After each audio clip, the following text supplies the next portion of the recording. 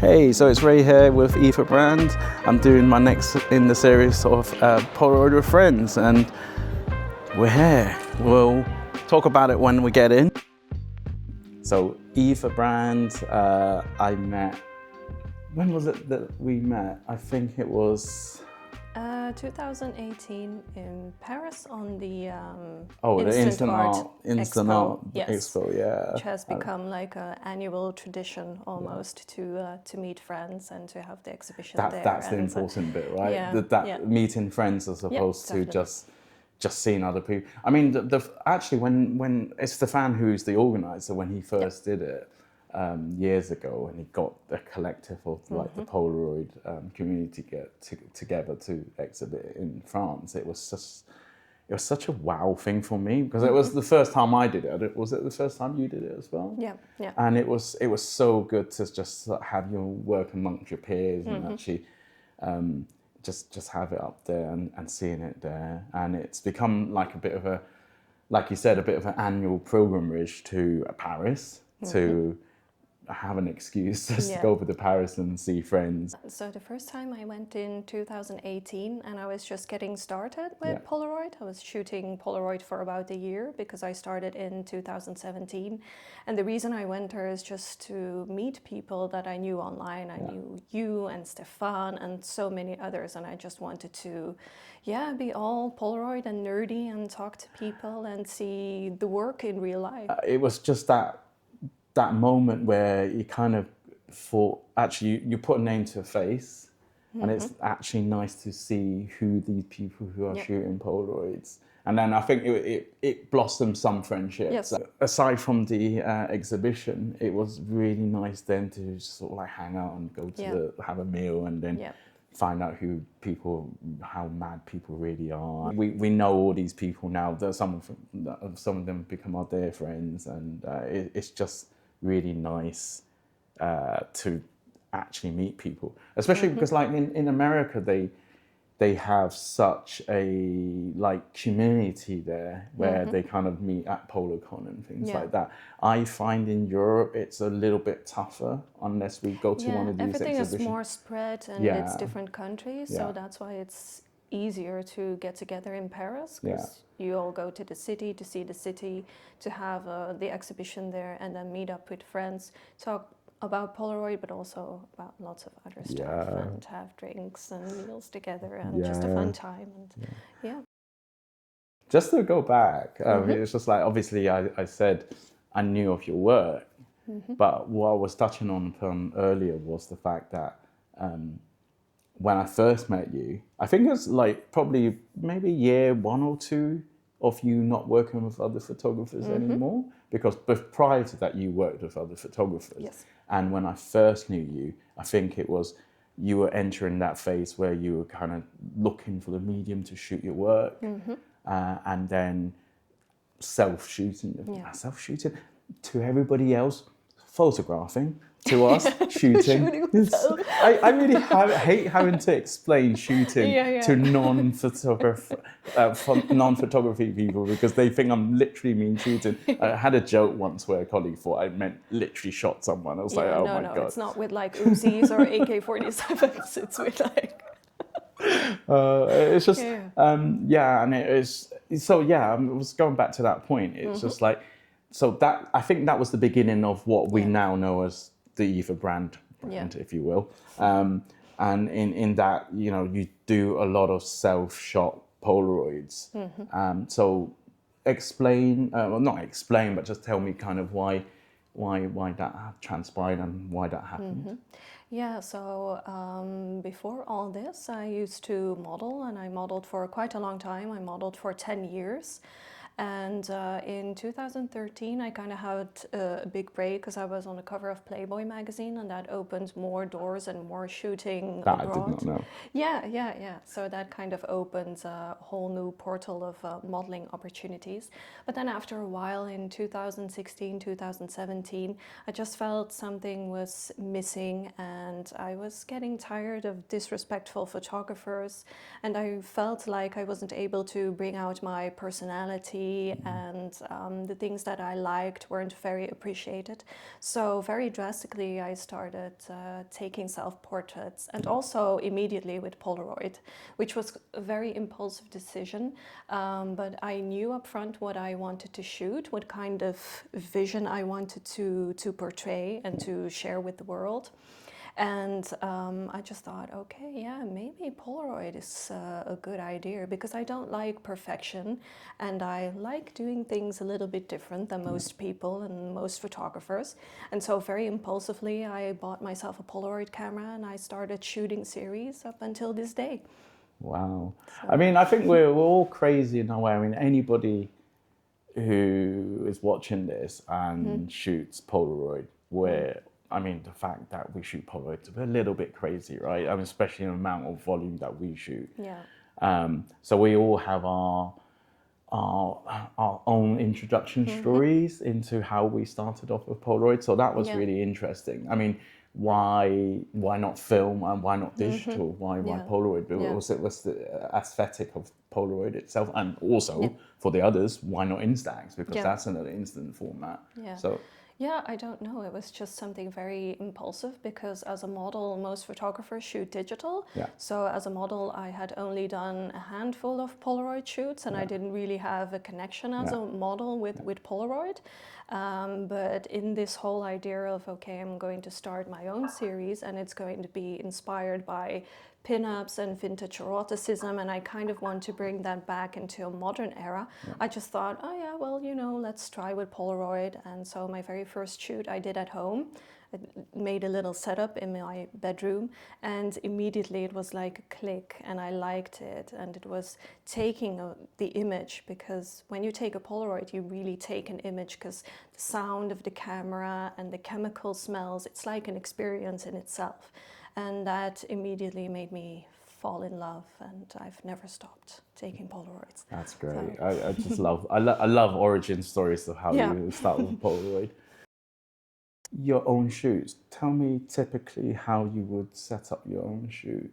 Well, I do everything myself. So I do the styling, the makeup, and the hairstyling. Everything is on me. So usually it starts in the morning. Just doing very boring stuff like charging my cameras, doing, you know, getting sure my bag is ready and that I have all my gear, that I have my outfits, all the accessories, and then I do my makeup. And then typically around noon I leave for the location. So I book a hotel for a couple of hours and go shoot there for 3 to 4 hours maximum. And then around noon I leave, and then I go shoot for a couple of hours. And then when I arrive at the location, I already have like my makeup done. So it's just basically setting up the scene. And that is checking what area of the room is suitable for the shot that I want to take. Because in a room you always have like TVs and little mini refrigerators. Those aren't very interesting. You end up having to move some of them. Yeah, sometimes I have to move some stuff to make some, you know, more interesting scenery. And then, I set up a digital shot. I make a digital shot first, just to check if the Polaroid is going to be okay in terms of framing. And then I get ready, I do the styling, so I put on the lingerie or whatever I'm shooting in. And then I take a first shot, and the first shot is just seeing if what I have in mind is actually translating into the Polaroid. Not a lot of people know we all have a small digital compact or digital SLR around with us, just to test certain things first, just to get a gauge. So it's kind of reverse from like the 60s and 70s, where people used to do it the other way around. So that's really interesting to hear from someone else that has a digital camera to test stuff. And also we're in such a room right now, film, that you can see the sort of scenery that Ifa chooses. And I mean, because she is now like a photographer and model and stylist and makeup artist all rolled in one, as photographers, when we come into a place like this, we always look for the same sort of things. You don't want something a bit unique, you know, because like, let's face it, like most I don't know, modern hotel rooms, they can be a bit boring, a bit stale, definitely. and it's just very, you know, business sort of like hotels and stuff. So finding that one that has something a little bit unique about it is always really great to find, as you can attest. And if you've seen Ifa's work, you will see the amazing sort of like, I don't know what style would you call this sort of hotel? Well, this hotel, it used to be what we call in French rendezvous hotel. So that basically means you could rent a room for a couple of hours to get together with your mistress and have a great time. So that's the kind of locations that I'm looking for. Because white modern rooms can also have their charms if you're on holiday, but they are very boring on Polaroid. And especially for my work, because I want to emulate the vintage erotica and the era of the past.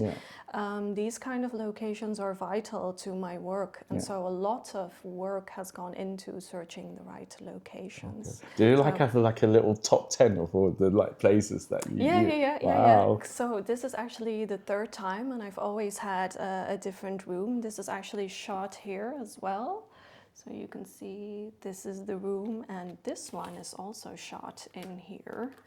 So that one and this one too. So I'm a sucker for floral wallpapers and strange colors and columns and mirrors everywhere. And I think that's what makes it very interesting, and also sometimes challenging to shoot, because mirrors aren't always easy to position your lights and get them to work on Polaroid because of the flatness sometimes that you get.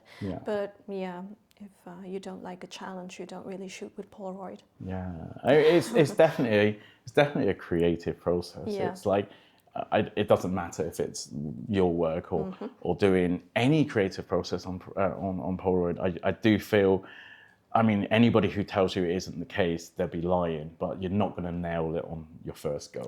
No, not at all, right? So we do have, you know, the shots that end up in being in the shoebox where, you know, they collect dust, and then you get to show the perfect one on your socials.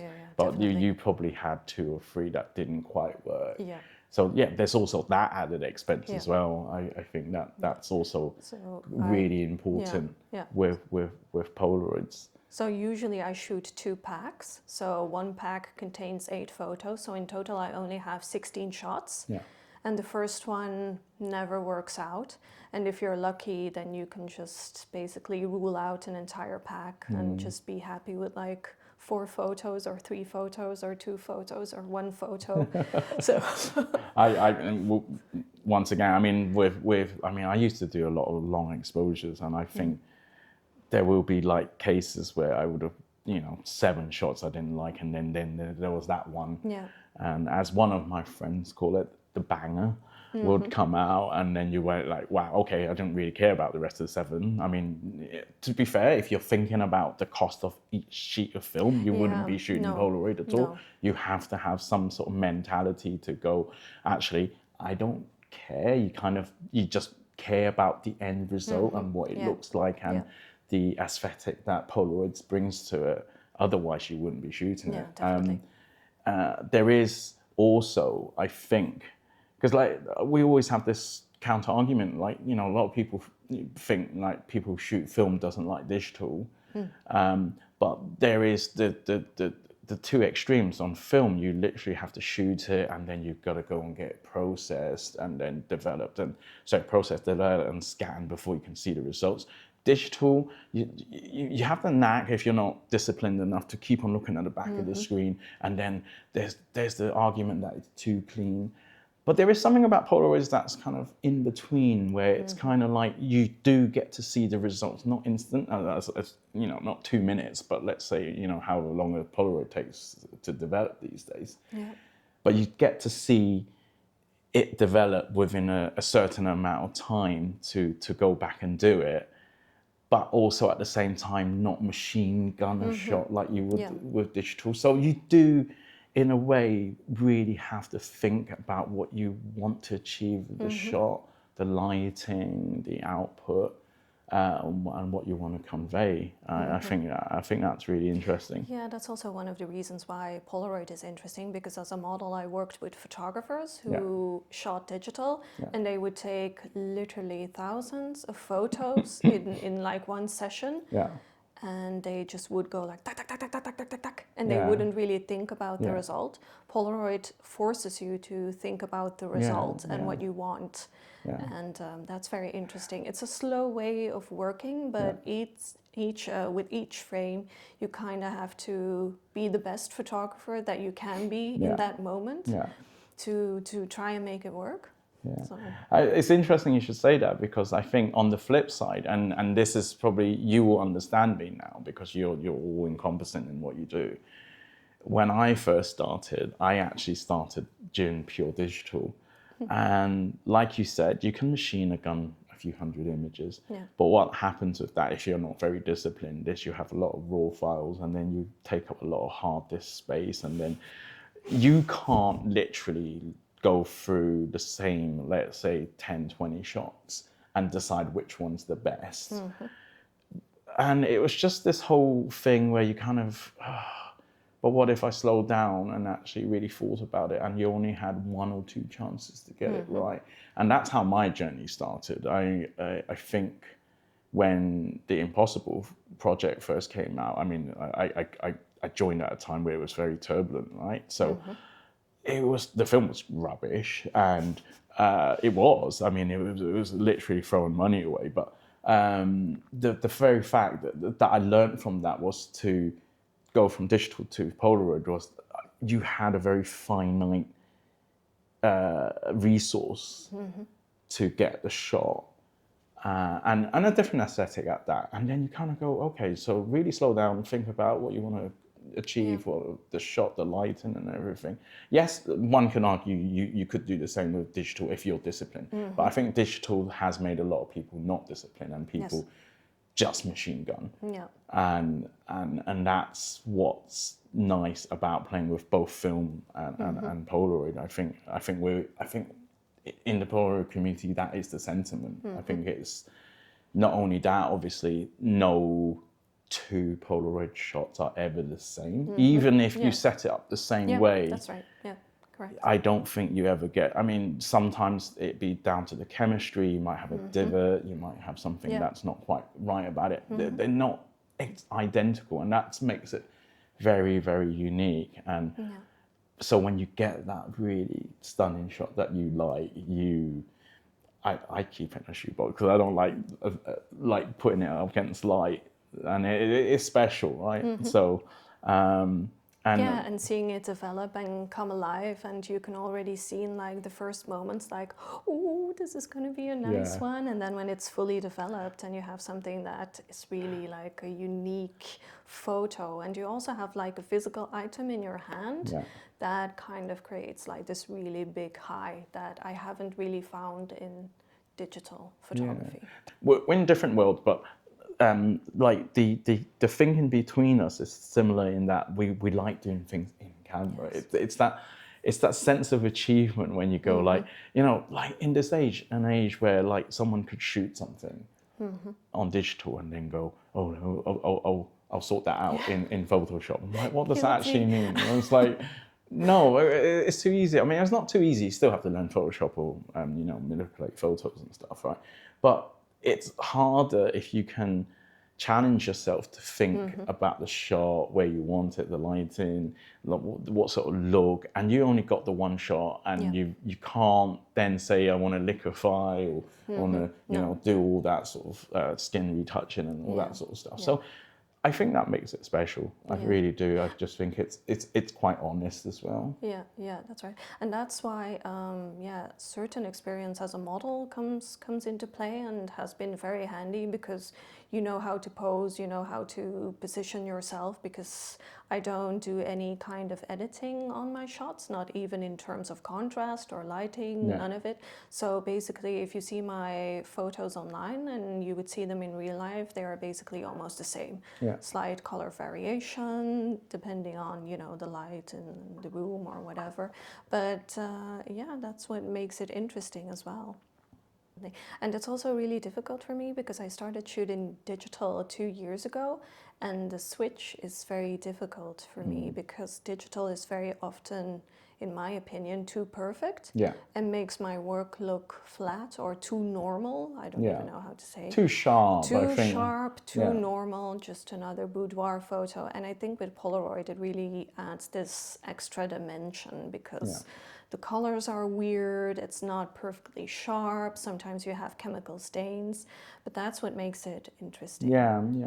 And I know it's hard to explain to people who really aren't into Polaroids, and specifically Polaroids, because there's also that counter argument that, you know, Instax film looks a lot cleaner, looks a lot more like natural. But then my counter argument would be like, it looks a bit too digital for me, and that's, you know, my argument. In a way, the advantage of Instax is it comes out really quick, and back in the kind of days that you know, Polaroid used to be really quick, but Polaroid these days is not that quick. It's kind of like between 10 to 20 minutes before you see, faster than that for emergence, but to see the true image between 10 and 20 minutes. But there is still something that we mad people love about that sort of slowness and developing that makes us kind of stick with the format. Definitely, and especially for my work, I want to have a modern perspective on vintage erotica. It's never my ambition to copy something, like directly copy it. I want to create a little twist. Needs to look slightly vintage, but not be an exact copy of a vintage photograph. And so in that regards, I think Polaroid is an ideal medium. I mean, I think we're all guilty of, like, especially like from a male gaze as well. You see the same sort of bedroom photography all the time.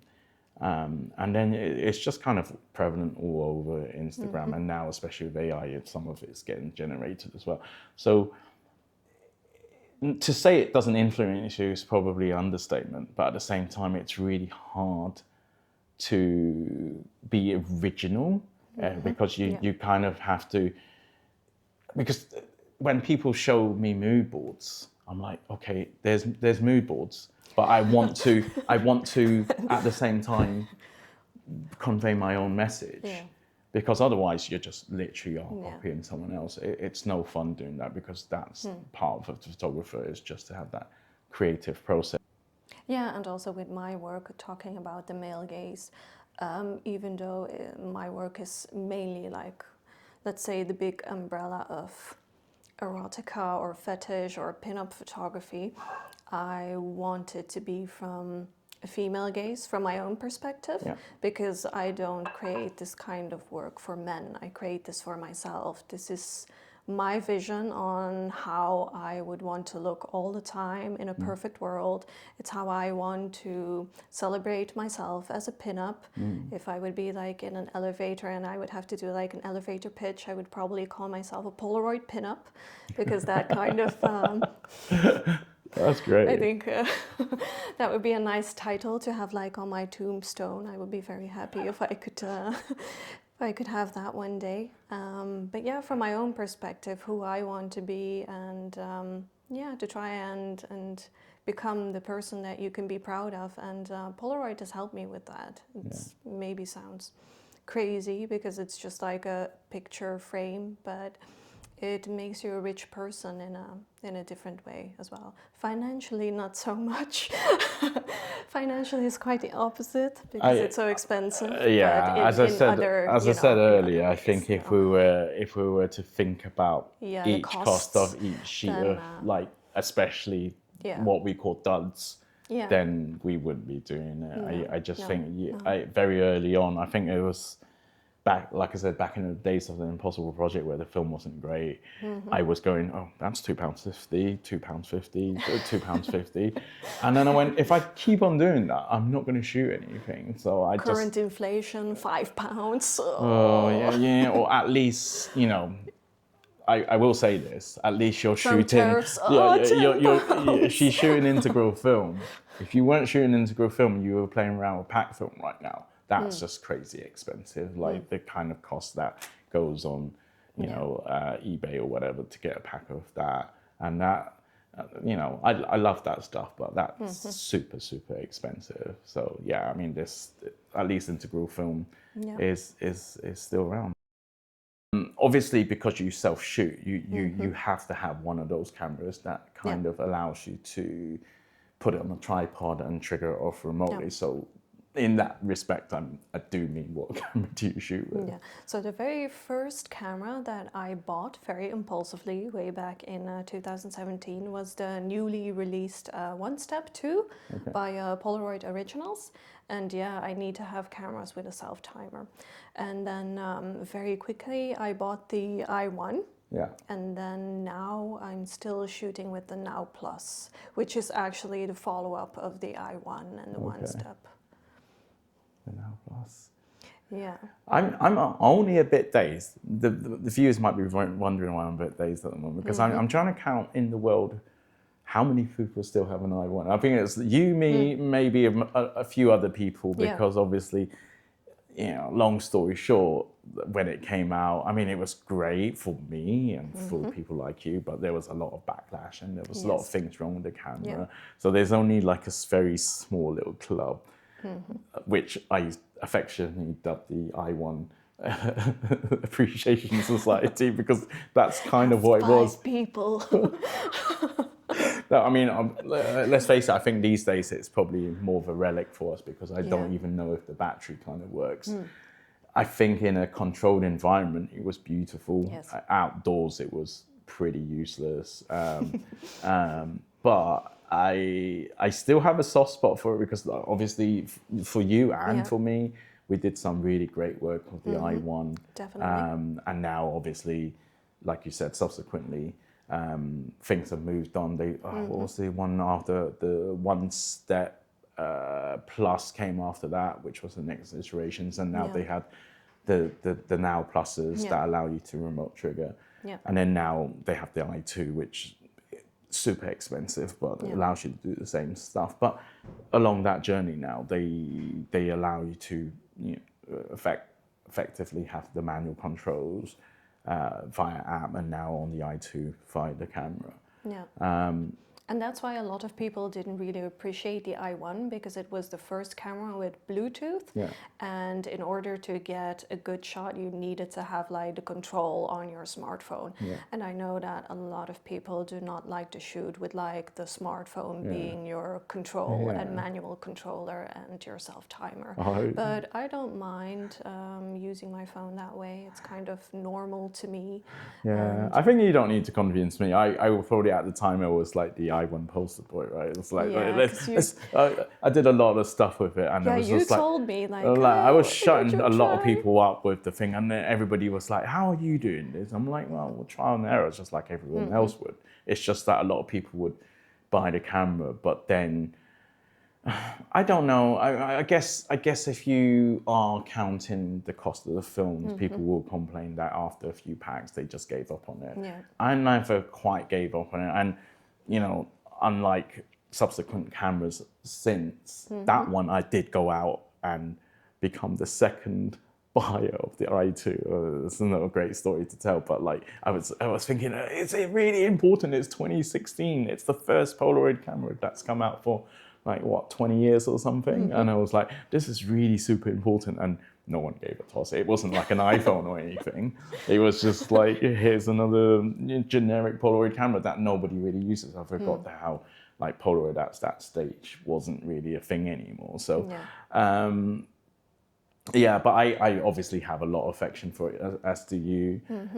So now that you've moved on to the Now Plus, I mean, they're evolutions, aren't they? So it's how I think it brought something creative in terms of people who wanted to do things in camera. I mean, a lot of people would argue, yes, so the old folding cameras, you could do the same thing, but you couldn't remotely trigger it, for example, and that has opened a lot of space for creative in-camera techniques with Polaroids, and they subsequently have improved it a little bit more as well. So I think without that, I don't think I would have seen your work done on Polaroid. Definitely.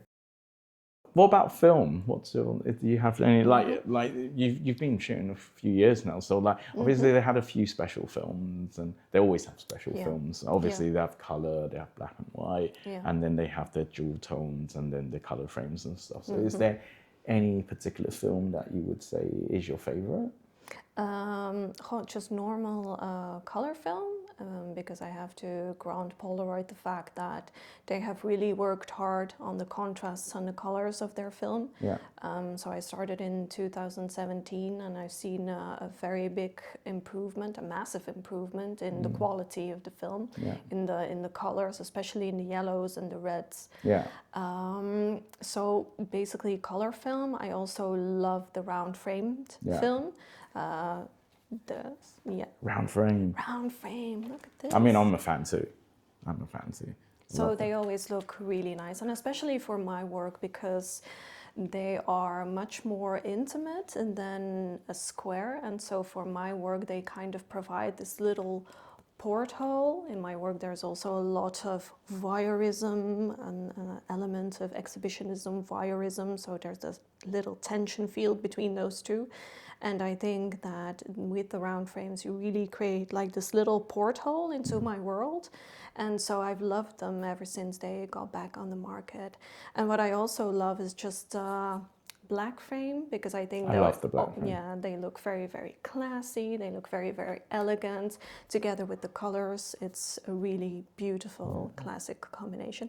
And then black and white film, and I loved the black frame and black and white film, but they don't make it anymore for some strange reason. I mean, I'm a massive supporter of any of the black frames, be it round or just normal, right? So they've kept the normal black frame, and that's great. Yeah. But they've only kept it, I think, mostly for eye tight. But like the SX70s and the 600s, you don't get it these days. But like I do yearn, like Ifa just said, for the black. If they had the round frame back in black. Please, Polaroid. Please. Like if you do this, black frame, round, I would love to have that back, because some of my favorite shots are done on that. It's just such a spectacular look. But I would also say, I mean, with your work, I think the gold frame really works. And if they had the red frame back, I think that would be great. Because I love that. Yeah. But back when I think the red frame was released in 2018, 2019. And obviously I'm a much better photographer now. So I look back at those shots and go like, that's really beautiful frame. But the shot itself, I know I could do better. So it would be nice to have it as a limited edition. You kind of wish for stuff. And you shot it originally, and then you go, oh my God, I can't believe how bad those shots. I mean, I had red frames, right? And at the time, I think it was the first time they introduced it when it was Impossible Project. They released it in association for Chinese New Year. So it was kind of like 7 frames were red, and then 1 frame was gold to signify like a Chinese red packet. And that's the first time I fell in love with it. Except back then, I didn't know about temperatures. So I went out to shoot some on a really cold day, and it just turned out blue or green. And it was just that's really horrible. People, who've been shooting for a few years will appreciate the different types of film and different types of frames that, well, I mean, but what would you like to see them do next in terms of film, if there was anything? Then probably round frame film, but with a colored frame. I would prefer black as well, but I also wouldn't mind if they would do like a gold round frame film, or a red, or so that's a really, or I think deep blue maybe. No, that's the thing. Nice. They used to. I don't know if. So I've been fortunate enough to go to the factory and see their manufacturing process and meet Andrew Billen. So he's been to the factory? I'm not. She's teasing me now. Like, I mean, thank his Andrew, and I will always thank him for that opportunity. But what I'm trying to say is, not jealous at all. Oh God, here we go. The thing is that I think it was the fact that they only have a certain amount of production lines, so they need to, obviously their market is going to be around the I-type, because they're trying to promote batteryless cartridges. And that's why sometimes people don't understand, like SX70s or 600 film runs are slightly short in demand because, I mean, short in supply because they concentrate on the eye type. So by that same token, they also have to consider what special frames they bring out because their main, I guess, incomes come from the normal eye type phone. Because I was saying the same thing. I was saying, like, I would love this color frame, that color frame. And I think that's why a lot of people now concentrated of, like, especially some of the old cameras are now converting to use like eye-type film so that they can use all the special editions. I mean, I'm not one for all the really fancy frames, like when they have like a tie-in. I mean, the David Bowie frame was a bit of a hit and miss for me. Sometimes they bring out beautiful stuff, like the Peach frame last year that they brought out. I thought that was beautiful, very short. And then obviously they have like their dual chrome films, and anybody who knows me knows I love the yellow stuff.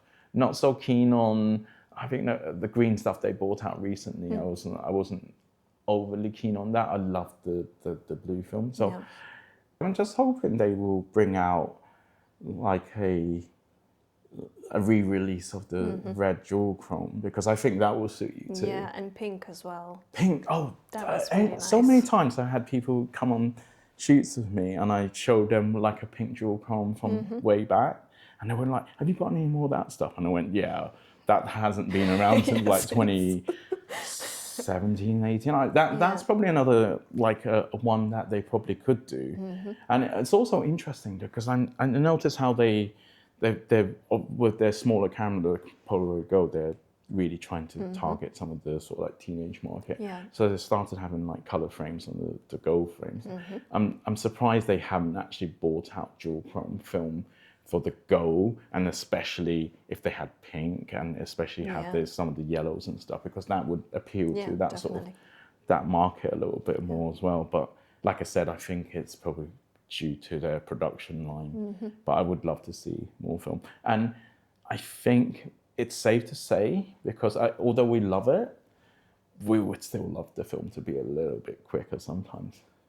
Yeah, that would be handy, because now it's like 15-20 minutes, and if they could bring it back to 5-10 minutes, it would just be a little bit more anticipating on what you're going to do next. Because now sometimes on a shoot, I've taken a shot and I'm like literally waiting for 15 minutes because I need to check if this is okay, so I can continue with my next shot, because I need to see how this one will develop. Actually, that brings me on to a great point, because I think it's you who taught me this.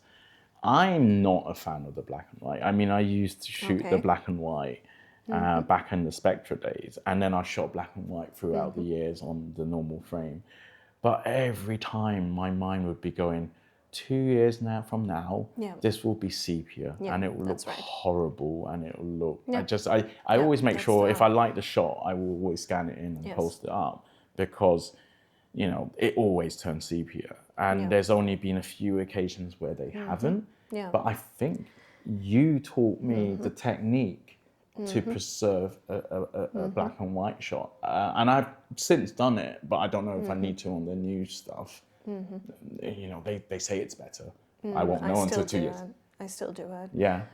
Which is just tell the camera. So basically, although black and white is beautiful film, it does have the tendency to become brownish, sepia, in a while. So basically the technique, if you want to kind of prevent this, is a Polaroid. It has a sponge. And this sponge, it contains rest chemicals. So when you're shot, this is the pods with all the chemicals. So that goes through your rollers into your film, and the sponge at the top stops the chemicals. So what you want to do with your black and white film, you want to cut very gently on this side and this side, open the Polaroid and remove the top sponge. And then you just put your photos in a box or in a container with some silica packs, that it immediately dries out. And you have to do this the day after you shoot, because otherwise the process will already start. That's interesting. But it's not a guarantee. Sometimes it works better and you still get a slight coloration, and sometimes it doesn't work at all. And you can never get rid of it 100%. You can only slow it down and perhaps contain the browning effect. But you can never. See, she's not only the model, the photographer, the makeup artist, she also knows about the chemicals too. Like that's all I was. In the same way that dual-chrome film, sometimes the batches were the same in that way. Because in effect, dual-chrome film is literally just black and white film. They just swap out the white for the yellow or the red or the blue or whatever. And some of my earliest batches of my favorite, the dual-chrome yellow film, went through that as well, where it's actually gone sepia. Some better than others, but I had some, just like with black and white film, where some will completely fade out. And it's so heartbreaking when it's one of your favorite shots and then you can't show the actual Polaroid and you've only got the scan. It's like actually heart stopping when you see the original Polaroid and you go like, just in case, scan everything, also your color shots, because color is more stable, so they hold up, but also they fade a little bit over time. You've also had your own book.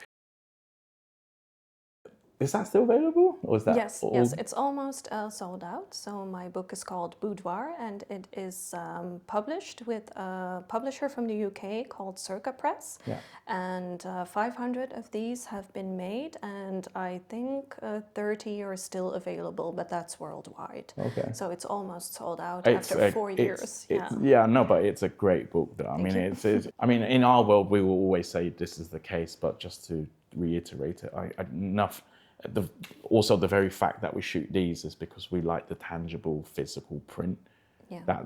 That's a given, right? So then also to see your work in print in any sort of shape or form is just such a rewarding thing. I mean, I still, I haven't gone ahead and did my own book. I should do, but the fact that you got approached by a publisher and actually had your book printed and had the press launch and everything, that must be ecstatic just to see your work out there. Definitely. It was an amazing project. So way back in 2019, I got approached by Circa Press on Instagram and saying, oh yeah, we love your work and we would like to do a book together, but I didn't really give it much thought, and I was like, yeah, okay, cool, let's do it in the future.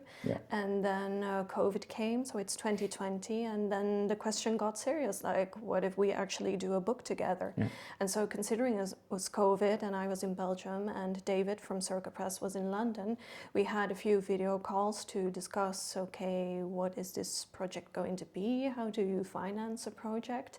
And then we decided to go ahead and launch a Kickstarter in 2021.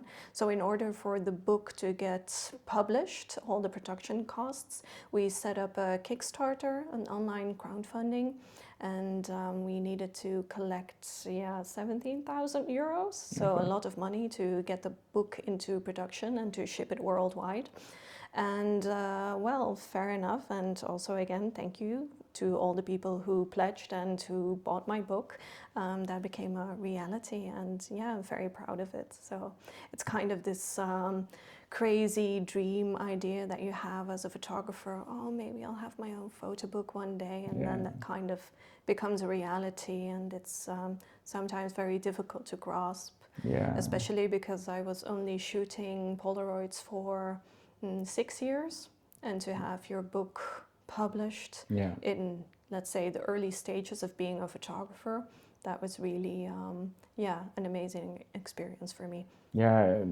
Obviously, as I said, tangible print of any sort, and seeing your work in book form, that really is special. We had to search for a title, and so my publisher asked me, okay, write down words, titles, all the things that you think could be good as a title for your book. So I had a whole list of potential words, such as boudoir, which is the final title. But I also had stuff like exotique or vintage or slightly more into the, erotica. And he was like, no, we can't publish that anymore because they just won't sell anything that is a bit too risque. So you have to be really careful.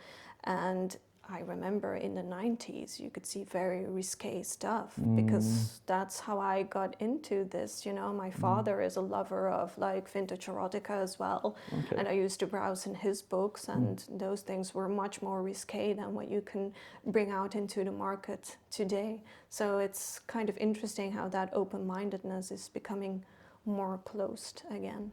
Yeah. No, it's an interesting point because I think, mate, I don't know if this is true or not, but I think it certainly has come kind of, things go around in circles, right? So I just think even in like terms of styles and photography, it comes around in circles. So it's kind of like, it's kind of been snared at a little bit, like some of the stuff that happened in the 90s, and we were in that sort of decade where it kind of was a bit excessive and stuff. Yeah. And then everything went a little bit to like, you couldn't do this, you can't do that. But at a certain point, I mean, because you must get this all the time on social media, and certainly most of, you know, people who shoot models sometimes get this, where there's that sort of like really aggressive censorship. Yes. And it's just like, well, okay, yes, we get the point, because obviously online you've got a lot of audience, and you need to have rules for your accounts and your social media. I get that, but it's not equal towards, let's say, how they treat nudity and erotica and free expression of the human body. Yeah. It's not in line with how they treat hate speech against minorities, for example, or animal suffering, or those kind of things. Yeah. And we all know this, and it's not going to change because it's their forums and it's their rules. So you have to kind of navigate your way around the censorship. But it's very, very difficult. My account has been shadow banned since 2017 on Instagram.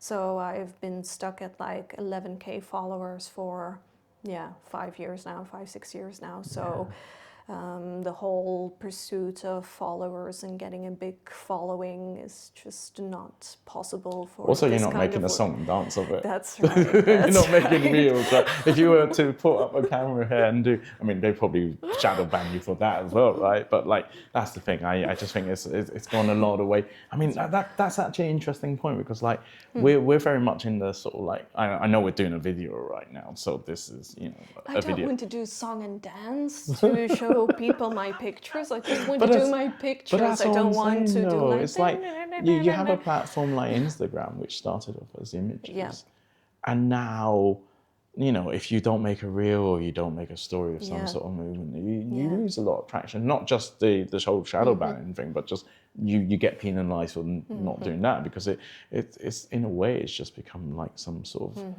glorified marketing tool, which it probably is, and.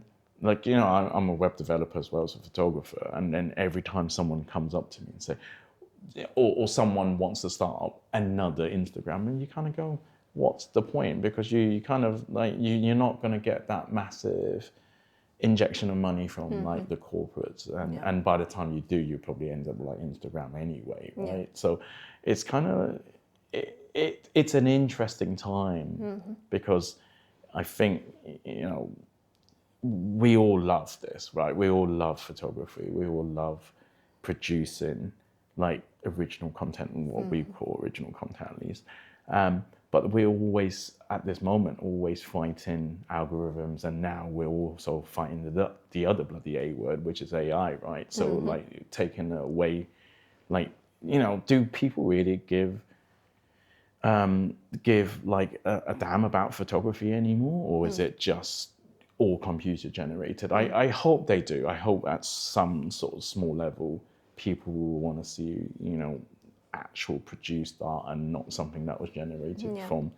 Because if someone one day say, types into a prompt, AI prompt, produce me a Polaroid in the style of Ifa Brand, then it came up quite close to you. I mean, that'd be copyright infringement. That anyway. would be fucking lawyer time.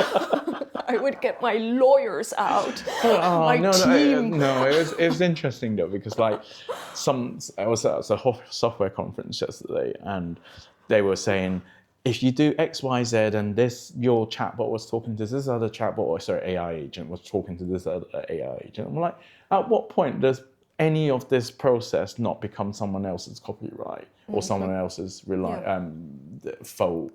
And it was just like, oh God, it's so taking a lot of what we would call human. Yes. Because, I mean, yes, I mean, joking aside, they probably could produce an image of you, but could they produce the thought process that went into it, the tone? I don't think, well, I hope not. There's some people argue that they could. My uniqueness cannot be copied.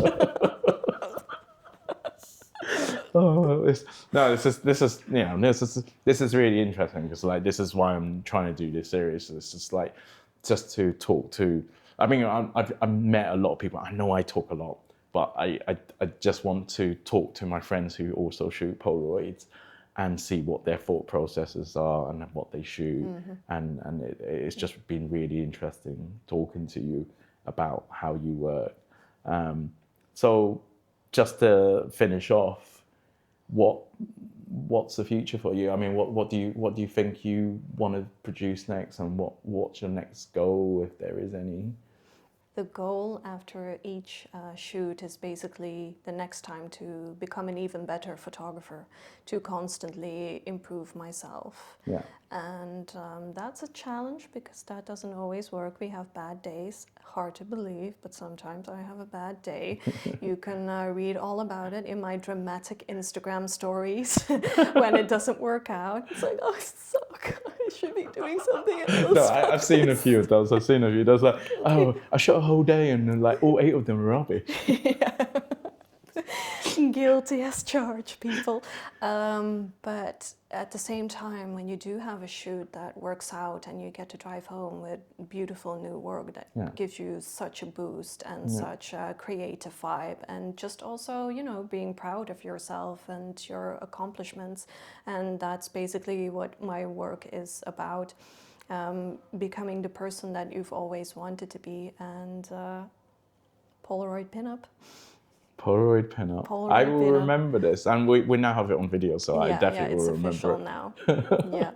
But thank you, Ifa, and I mean it's been great chatting to you, and it's been really, really, really fun. Thank you. Thank you. Until the next one. See you then.